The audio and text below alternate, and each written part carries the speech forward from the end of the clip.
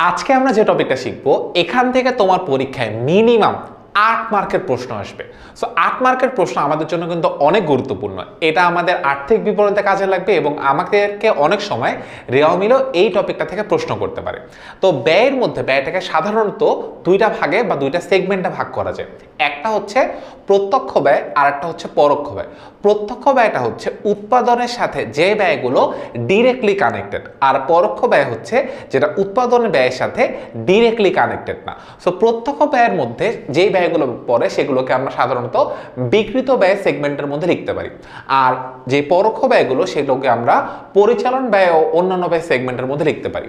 আমরা এই ব্যয়ের এই জিনিসটাকে এভাবে কেন শিখবো, এভাবে শেখার মেইন অবজেক্টিভ হচ্ছে যদি আমরা এই ফ্রেমওয়ার্কে রেখে শিখি তাহলে আমাদের একই সাথে ব্যয়গুলোকে কি এটাও জানা হয়ে যাবে, এবং দ্বিতীয়ত বিশদ আয় বিবরণীতে যখন আমাদের ব্যয়গুলোকে দেখাইতে হবে, লিখতে হবে, আমরা কোনটাকে কোথায় কিভাবে দেখাবো সেইটার ফ্রেমওয়ার্কটা আমাদের জানা হয়ে যাবে। ঠিক আছে, সো আমরা আমাদের এই প্রত্যক্ষ ব্যয়গুলোর মধ্যে সবার উপরে থাকতেছে আমাদের প্রারম্ভিক মজুত পণ্য। সো প্রারম্ভিক মজুত পণ্য জিনিসটা কি? একটা ব্যবসা প্রতিষ্ঠান বিগত বছরের অথবা এই বছর যে পরিমাণ মজুত পণ্য নিয়ে ব্যবসা শুরু করতেছে ওইটাকে বলা হয় ওই ব্যবসা প্রতিষ্ঠানের প্রারম্ভিক মজুত পণ্য। তারপর পণ্য ক্রয়। সো পণ্য ক্রয় অথবা কাঁচামাল ক্রয়, অর্থাৎ যে পরিমাণ পণ্য নিয়ে ব্যবসা শুরু করছে অর্থাৎ প্রারম্ভিক মজুত পণ্য হয়ে গেল, এরপর যে পরিমাণ পণ্য সে বিক্রি করতে চায় সেটার জন্য সেটা কি করতে হবে, কিনতে হবে বা ক্রয় করতে হবে। সো কাঁচামাল ক্রয় অথবা পণ্য ক্রয় এটা কেন করে? বিক্রি করার জন্য করতেছে। ঠিক আছে, এরপর আসছে ক্রয় পরিবহন, যেটাকে আন্তঃপরিবহনও বলা হয়। আন্তঃপরিবহন জিনিসটা হচ্ছে এই যে পণ্য ক্রয় করলো বা কাঁচামাল ক্রয় করলো ওইটাকে তো ব্যবসা প্রতিষ্ঠান পর্যন্ত আনতে হবে। সো এই আনার জন্য যে খরচটা হয় বা ব্যয়টা হয় সেটাকে আমরা কি বলি? আন্তঃপরিবহন বলি। এরপরে আমাদের কে থাকতেছে? আমদানি শুল্ক। ওই বাইরে থেকে একটা পণ্য নিয়ে আসতে যে পরিমাণ ট্যাক্স বা শুল্ক গভর্নমেন্টকে দিতে হচ্ছে সেটাকে আমরা কি বলি? আমদানি শুল্ক বলি। পণ্য তো দেশের মধ্যে থেকে সব কিছু নিয়ে আসে না, অনেক সময় কাঁচামাল বা এক্সাক্ট প্রোডাক্টটাই দেশের বাইরে থেকে নিয়ে আসে। সো ওইটার জন্য যে ট্যাক্স বা শুল্ক গভর্নমেন্টকে দিতে হয় সেটাকে বলা হয় কি? আমদানি শুল্ক। এরপর হচ্ছে জাহাজ ভাড়া। সো বেসিক্যালি ক্রয় পরিবহনের মধ্যে এইটা চলে আসে, জাহাজ ভাড়া, প্লেন ভাড়া, ট্রেন ভাড়া, সব কিছুর ভাড়া বেসিক্যালি আমাদের জন্য কি ক্রয় পরিবহন সেগমেন্টেই চলে আসে। বাট যখনই কিনা জাহাজ ভাড়া সেগমেন্টটা বলতেছে এটা বেসিক্যালি পরোক্ষ ব্যয়ের মধ্যে যায় না, এটাকে প্রত্যক্ষ ব্যয়ের মধ্যে নিয়ে আসতে হয়। ট্রেন ভাড়া, প্লেন ভাড়া সবগুলোকে এই জায়গাটার মধ্যে নিয়ে আসতে হয়। ওকে, এরপরে আসতেছে আমাদেরকে dock charge. So dock charge হচ্ছে একটা জাহাজকে যে মানে নোঙ্গরে করে রাখা হয়, জাহাজ সাধারণত একটা ডক ইয়ার্ডে রাখা হয়। সো ওই ডক ইয়ার্ডে রাখার জন্য যে ফিটা বা যে ভাড়াটা দেওয়া লাগে it's something like parking charge. So ওইটাকে বলা হয় কি? Dock charge.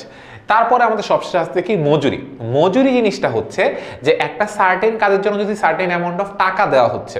সো বেতন আর মজুরির বেসিক ডিফারেন্স হচ্ছে বেতন হচ্ছে প্রত্যেক মাসে মাসে দেওয়া হয়, বাট মজুরির হচ্ছে কাজের ভিত্তিতে, মানে এই কাজ করলে এই টাকা পাবে, কাজ নেই তো টাকা নেই। সো মজুরিটা সাধারণত আমাদের কারখানা শ্রমিক যারা কাজ করে ওদেরকে কাজ ভিত্তিতে টাকা দেওয়া হয় এবং ওই টাকাটাকে মজুরি বলা হয়। ওরা যদি কাজ না করে তাহলে টাকা পাবে না, এবং এটার চুক্তিতে অনেক সময় ডেইলি ভিত্তিক হয় যে আজকে যদি এই কাজ করো তাহলে এই পরিমাণ টাকা পাবা, কাজ নাই টাকা নেই। ঠিক আছে, এগুলো হচ্ছে আমাদের প্রত্যক্ষ ব্যয়।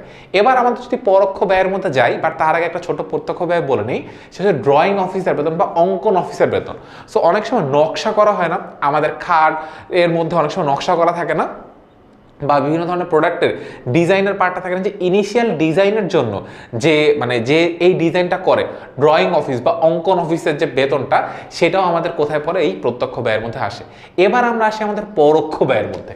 সো পরোক্ষ ব্যয় সেগমেন্টটা অনেক বড়, এবং এই পরোক্ষ ব্যয় দুইটা জিনিসকে নিয়ে, একটা হচ্ছে পরিচালন ব্যয় আর একটা হচ্ছে কি অন্যান্য ব্যয়। এই দুইটা জিনিসকে নিয়ে বেসিক্যালি আমাদের পরোক্ষ ব্যয় থাকে। সো আমরা যদি শুরু থেকে শুরু করি, ক্রয় পরিবহন, তো আমরা একটা কাঁচামাল কিনছি বা পণ্য কিনছি, যেখান থেকে কিনছি ওখান থেকে আমার ওয়্যার হাউস বা গোদামে আনার জন্য যে পরিবহন সেটাকে আমরা বলি ক্রয় পরিবহন। যেটা আরেকটা নাম কি? যেটা আরেকটা নাম হচ্ছে আন্তঃপরিবহন, মানে বাইরে থেকে ভিতরে পণ্য আসতেছে। আর পরোক্ষ ব্যয়ের মধ্যে কি আসতেছে?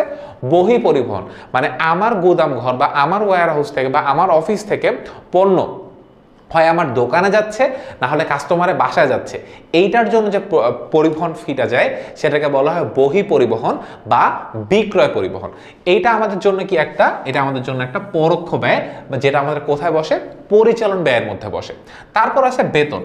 কর্মচারীরা অফিসে যারা কাজ করে তাদেরকে রেগুলার মানে প্রত্যেক মাসে মাসে যে টাকাটা দেওয়া হয় সেই টাকাটাকে কি বলা হয়? বেতন বলা হয়। তারপর আসতেছে কি ভাড়া বা অফিসের ভাড়া। সো বাসা ভাড়া বা অফিস ভাড়া, যেই আমাদের যে ব্যবসা প্রতিষ্ঠান যে বিল্ডিংটা আছে ওই বিল্ডিংটার বা যে রুমের মধ্যে আছে ওই রুমটার জন্য যে ভাড়া দিতে হচ্ছে সেটাকেই বলা হয় ভাড়া। ভাড়া একটা কি পরিচালন ব্যয়ের মধ্যে আসে, এটা আমাদের জন্য একটা পরোক্ষ খরচ। এরপর আসছে উপযোগ খরচ। উপযোগ খরচ বলতে কি বোঝায়? গ্যাস বিল, বিদ্যুৎ বিল, পানি বিল, এগুলোকে একসঙ্গে কি বলা হয়? উপযোগ খরচ। এই উপযোগ খরচ একটা ব্যবসা প্রতিষ্ঠানের জন্য কি পরোক্ষ ব্যয়, এবং এটা কোথায় আসে? পরিচালন ব্যয়ের মধ্যে আসে। তারপর অনাদায়ী পাওনা বা কুরিন, খুবই সুন্দর জিনিস, খুবই ইন্টারেস্টিং জিনিস। মানে এটা সৃষ্টি হয় কখন? এটা সৃষ্টি হয় যখন ধারে পণ্য বিক্রয় করা হয় বা ধারে সেবা প্রদান করা হয়। সো যখন ধারে পণ্য বিক্রয় করা হয় বা সেবা প্রদান করা হয় তখনই বেসিক্যালি দেনাদারের সৃষ্টি হয়।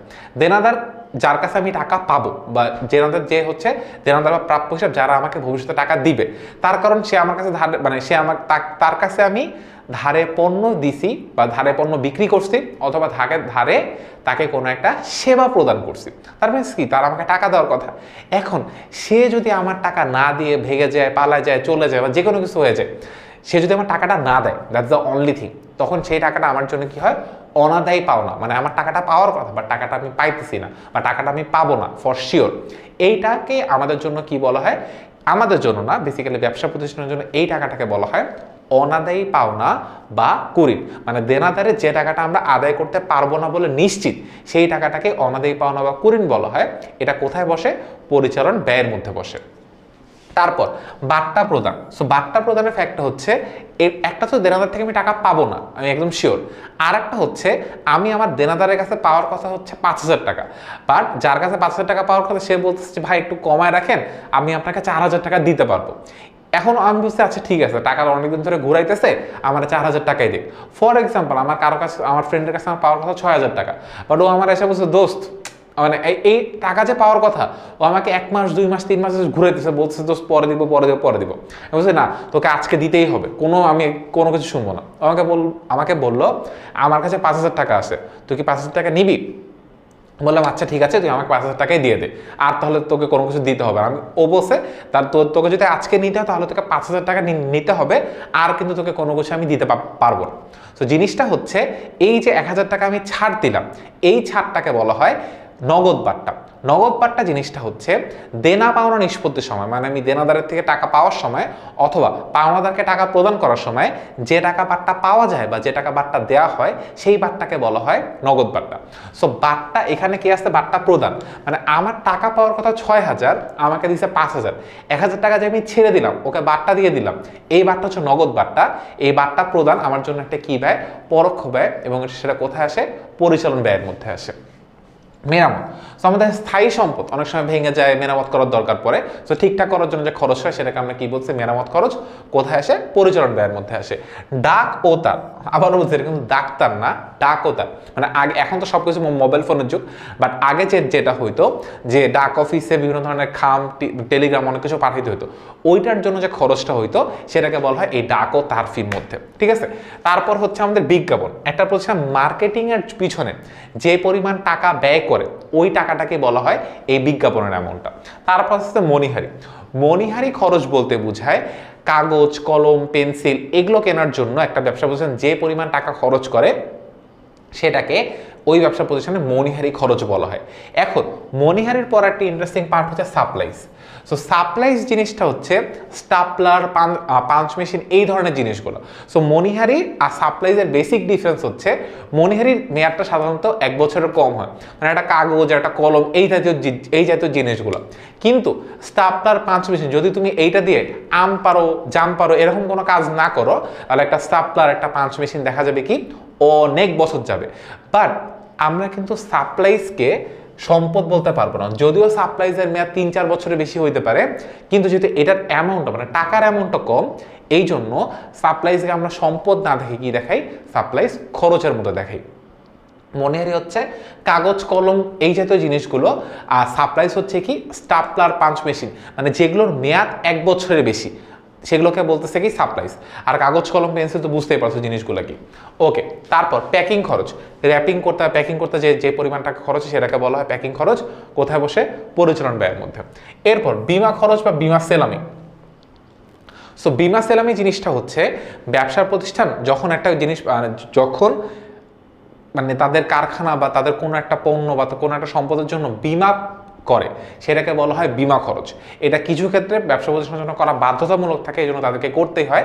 আর বিমার জন্য তাদের প্রত্যেক বছর যে পরিমাণ টাকা খরচ হয় সেটাকে তারা বিমা খরচ হিসেবে দেখায়। এটা একটা কি? পরিচালন ব্যয়। এরপরে স্থায়ী সম্পদের অবচয়, আর একটা ওয়ার্ড হচ্ছে অবলোপন। সো স্থায়ী সম্পদের অবচয় অবলোপন, অবচয় বা অবলোপন জিনিসটা হচ্ছে একটা ক্ষয় বা ক্ষতি। সো দৃশ্যমান সম্পদে যে ইন্টারনাল ক্ষয় বা ক্ষতি হতে থাকে সেটাকে আমরা কি বলি? অবচয় বলি। আর অদৃশ্যমান সম্পদ মানে হচ্ছে প্যাটেন্ট, কপিরাইট, ট্রেডমার্ক, এই জিনিসগুলোর যে ক্ষয় বা ক্ষতি সেটাকে আমরা কি বলি? অবলোপন বলি। বাট এখানে ইজারা সম্পত্তির ক্ষেত্রে কিন্তু অবচয় ধরা হয় না, ইজারা সম্পত্তির ক্ষেত্রে কিন্তু অবলোপন ধরা হয়। এটা একটু মাথায় রাখবো আমরা। এরপর কমিশন প্রদান, কোনো কাজ করার বিনিময়ে যদি কাউকে কোনো টাকা দেওয়া হয়, যে ও বলছে আমি যদি এই কাজ করে দিতে পারি তাহলে আমাকে এই টাকা দিতে হবে। সো কোনো কাজ করার বিনিময়ে যদি কাউকে কোনো কমিশন দেওয়া হয়, সেই কমিশন প্রদানটা আমাদের কোথায় বসে? এই পরিচালন ব্যয়ের মধ্যে বসে। এখানটা খুবই ইম্পর্টেন্ট জিনিস বলে রাখি, কমিশন প্রদান যদি শুধু কমিশন বলা থাকতো, দেখো শুধু কমিশন প্রদান মানে কমিশন প্রাপ্তির দিকেও বসতে পারে, প্রদানের দিকেও বসতে পারে। কিন্তু যদি শুধু কমিশন এই ওয়ার্ডটুক বলা থাকে, যেখানে বোঝার কোনো উপায় নেই এটা প্রাপ্তি নাকি প্রদান, আমরা কিন্তু তখন কমিশনটাকে প্রদান ধরেই করব। তার কারণ হিসাব বিজ্ঞান রক্ষণশীলতার নীতি বলে যে কোনো কিছু যে স্পেসিফিক উল্লেখ করে দেওয়া না থাকে সেটা আয় নাকি ব্যয়, সেটাকে তুমি ব্যয় হিসাবে হিসাবের খাতায় কি করবা? দেখাবা। ঠিক আছে। তারপর ব্যাংক চার্জ, ব্যাংক তার কাজকর্ম করে দেওয়ার জন্য যে টাকাটা চার্জ করে সেটাকেই বলা হয় কি? Bank charge. তারপর আইন খরচ, আর একটা হচ্ছে রপ্তানি শুল্ক। আইনের বিভিন্ন ধরনের খরচ থাকে, যেমন বিভিন্ন ধরনের দলিলপাতি বা বিভিন্ন ধরনের লয়ারের বিভিন্ন ধরনের খরচ থাকে, সেটাকে বলা আইন খরচ। সেটাও কোথায় আসে? আমাদের এই পরোক্ষ ব্যয়ের মধ্যে, অর্থাৎ পরিচালন ব্যয়ের মধ্যে আসতেছে। আর একটা হচ্ছে রপ্তানি খরচ, পণ্য আমদানি করতে যে টাকা খরচ হয় সেটা আমদানি খরচ বা আমদানি শুল্ক, সেটা কোথায় বসে? বিক্রিত পণ্যের ব্যয়ের মধ্যে। আর রপ্তানি করতে মানে বিক্রি করার পরে, বিক্রি করার উদ্দেশ্যে রপ্তানি করে যে টাকাটা যাচ্ছে সেটাকে বলা হয় রপ্তানি শুল্ক, এটা কোথায় বসে? পরিচালন ব্যয়ের মধ্যে বসে। আমাদের লাস্ট সেগমেন্টে পরে হচ্ছে অন্যান্য ব্যয়। অন্যান্য ব্যয় সেগমেন্টে যারা আসছে সম্পদ বিক্রয়জনিত ক্ষতি, মানে স্থায়ী সম্পদ সাধারণত আমরা বিক্রি করি না, মানে এটা পণ্য বিক্রয়ের মতো কাজ করে না। বাট আমাদের যখন অকেজো হয়ে গেছে বা আমি নতুন একটা স্থায়ী সম্পদ কিনবো, সো আগেরটা বিক্রি করতে চাই, সো ওই সম্পদ বিক্রি করতে যে মানে ওই সম্পদের আজকের দিনের মূল্য 5,000 টাকা, আর আমি বিক্রি করছি মনে করো 4,000 টাকা, এই যে 1,000 টাকা ক্ষতি হয়েছে, স্থায়ী সম্পদ বিক্রি করে যে ক্ষতি হয় সেই টাকাটা কোথায় নিয়ে আসতে হয়? অন্যান্য ব্যয়ের মধ্যে নিয়ে আসতে হয়। তারপরে শিক্ষানবিশ ভাতা। শিক্ষানবিশ সেলামি হচ্ছে যে একটা প্রতিষ্ঠানের শিক্ষানবিশ যখন নেওয়া হয়, তারা কাজ করে যদি প্রতিষ্ঠানকে কোনো টাকা দেয় সেটা হচ্ছে প্রতিষ্ঠানের জন্য আয় হয়, তখন সেটাকে বলে শিক্ষানবিশ সেলামি। আর শিক্ষানবিশদের অর্থাৎ যারা ইন্টার্নশিপ করে তাদেরকে যদি কোনো টাকা দেওয়া হয় প্রতিষ্ঠান থেকে, সেটাকে বলা হয় শিক্ষানবিশ ভাতা। তারপরে আপ্যায়ন খরচ, মানে চা, বিস্কুট, চিনি এই ধরনের যে এগুলোর জন্য যে টাকাটা খরচ হয় সেটাকে বলা হয় আপ্যায়ন খরচ। এরপর হচ্ছে ঋণের সুদ, ব্যাংক জমাতিরিক্ত সুদ। সো ঋণের সুদ হচ্ছে আমি ব্যাংক থেকে ঋণ নিছি, এই ঋণ নেওয়ার জন্য যে টাকাটা ব্যাংকে আমাকে মানে অবশ্যই ব্যাংক তো আমাকে ফ্রি দিবে না, তো ব্যাংকে যেটা পরিমাণ টাকা আমার সুদ দিতে হবে সেটাকে বলা হয় ঋণের সুদ। এটা আমার জন্য একটা অন্যান্য ব্যয়। ব্যাংক জমাতিরিক্তের কনসেপ্টও সিমিলার, বা ব্যাংক জমাতিরিক্ত আমাদের জন্য হচ্ছে চলতি দায়, আর ঋণ বললে সেটা আমার দীর্ঘমেয়াদী দায়ের মধ্যে নিয়ে আসতে হয়। সো এখানে ব্যাংক আমার জমা ছিল 10,000 টাকা, বাট আমি ব্যাংক থেকে জমার অতিরিক্ত উত্তোলন করতে পারবো, চলতি হিসেবে এই সুবিধাটা পাওয়া যায়। সো যদি আমি ব্যাংকে যত টাকা জমা আছে এর থেকে বেশি টাকা উত্তোলন করি, সেক্ষেত্রে আমাকে যে টাকাটা সুদ দিতে হবে ব্যাংকে, সেই টাকাটাই এই জায়গাটার মধ্যে আসতেছে। ঠিক আছে। তারপর হচ্ছে বিবিধ ক্ষতি, আরেকটা হচ্ছে কি মানে মূলধনের সুদ। উত্তোলনের সুদ কিন্তু আবার আয়, মূলধনের সুদ হচ্ছে ব্যয়। সো বিবিধ ক্ষতি হচ্ছে অনেক সময় ক্যাশ বাক্স থেকে টাকা চুরি যায়, আগুনে পণ্য বিনষ্ট হয়ে যায়। সো এই ধরনের বিবিধ ক্ষতি যেগুলো হয় সেগুলো আমার কোথায় আসে? অন্যান্য ব্যয়ের মধ্যে আসে। Last but not the least, মূলধনের সুদ। মূলধনের সুদ ব্যাপারটা হচ্ছে মালিক ব্যবসা প্রতিষ্ঠানকে তো মূলধন দিচ্ছে, এখন এই মূলধনের উপর যদি মালিক কোনো সুদ নিতে চায় তাহলে তো মালিককে দিতে হবে।